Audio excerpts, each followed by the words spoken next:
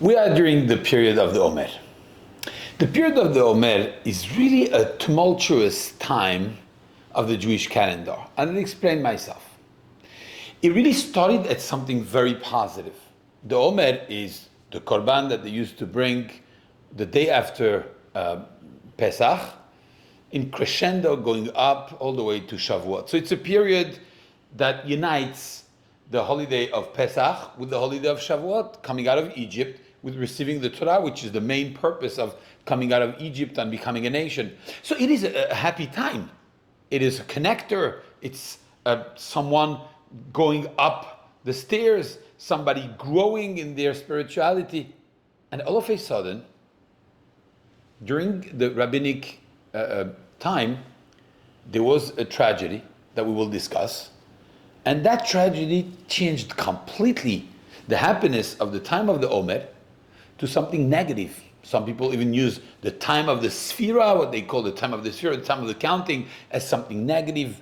People mourn as a national mourning period of the Klal Israel. This is a narrative from the Gemara in Masechet Yibamot. The Gemara tells us that 24,000 students of Rabbi Akiva died during this period.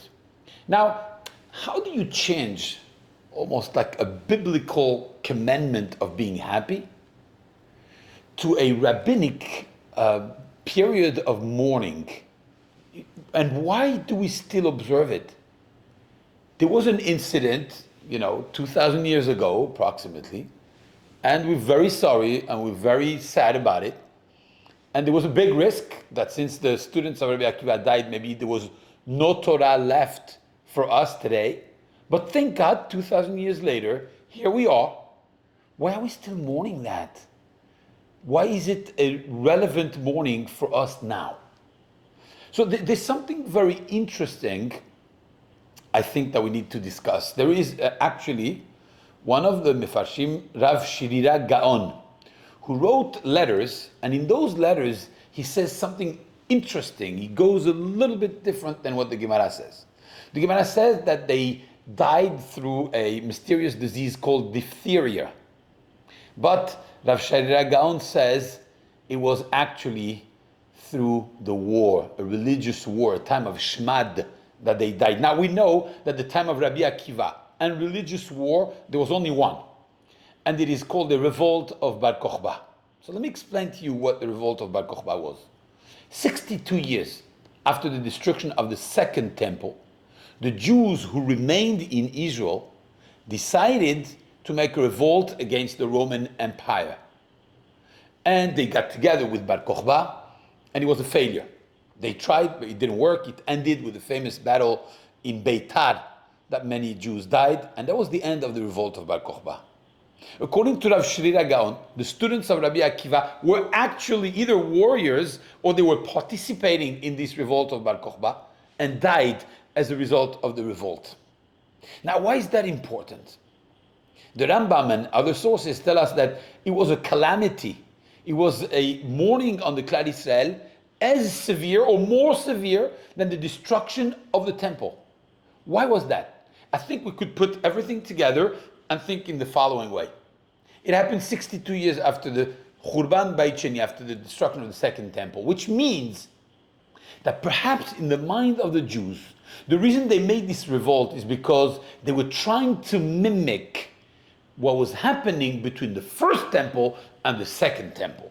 There were 70 years between the first temple and the second temple. And they thought perhaps that after the destruction of the second Bet HaMikdash, there would be a period of time that would be similar, 60, 70 years, and they would rebuild the third Bet HaMikdash.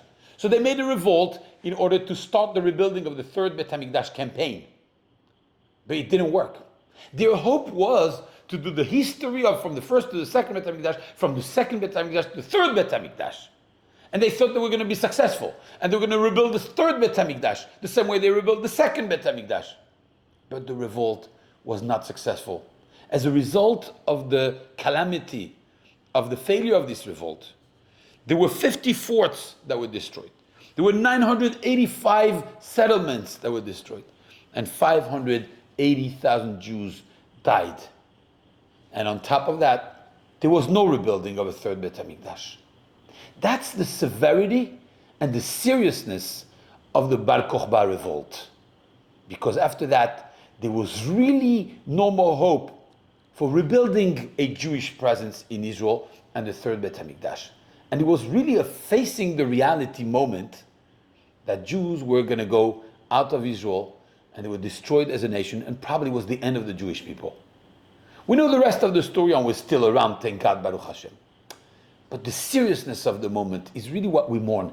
It's not really about maybe the 24,000 students of Rabbi Akiva. It's about what they represented, because being that they were part of the rebels of the story of the revolt of Bar Kokhba, and they failed in their mission, so that marked really the end of an era of a connection between the Jewish people, the land of Israel, and the Beit HaMikdash, and full authority on the land, and started a long, long period of exile that we're still in.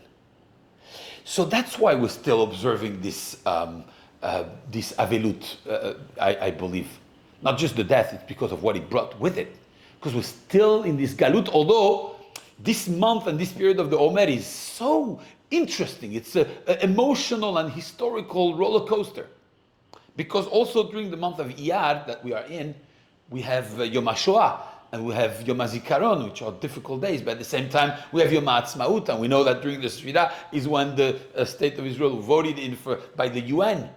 So this time of the Sfirah has these high moments of happiness and difficult moments at the same time. It's both a moment that we get ready for Shavuot, but at the same time we still observe the Avelut, because it is a historic tragedy until today, that we're still not completely reunited in our land. And therefore this emotional roller coaster is still what we're living today. I believe we're living historic times today, biblical perspective and proportions. And the same way we are now at a war, and we're having difficulty with what's happening in Gaza and in Israel.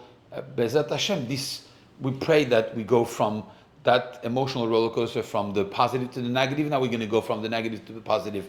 Be'ezrat Hashem, the Chachamim were very smart, and they said you have to make a national mourning forever. Why? So that we remember the source of the problem. And the Chachamim tell us because there was no kavod between the people, because there was no respect between us. So if we stay united, we can stand. And that's what we have to learn today. Be'ezrat Hashem, we should be able to restore that. And this month of Iyar and this time of the Sefirah should be a time that we celebrate by being united. Shabbat Shalom.